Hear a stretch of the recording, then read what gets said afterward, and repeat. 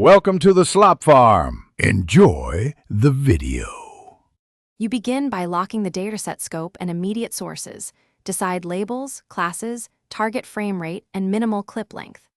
Once defined, set up ingestion endpoints, API keys, camera configs, or upload forms, and create the on-disk layout and metadata schema in JSON. Make sure to reserve storage and I/O bandwidth.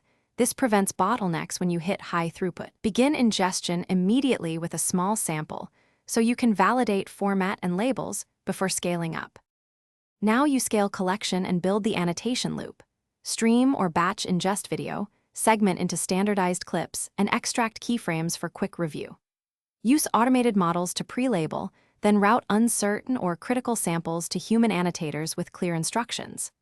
Once annotated, run validation scripts that check duration ranges, detect corrupt frames, verify label schema consistency, and sample check interannotator agreement. Iterate on instructions and retrain automation to reduce human load and improve consistency.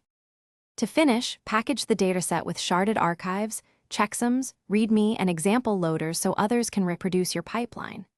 Add clear license terms, semantic versioning, and create fixed validation and test splits. Once released, monitor usage and metrics for label drift or quality issues. If problems arise, corrupt files, inconsistent labels, or storage exhaustion, re-ingest affected shards, update checksums, and push a patch release. Keep one troubleshooting tip in mind. Always maintain a small golden subset for quick regression checks. Thanks for watching. Consider subscribing if we helped you today.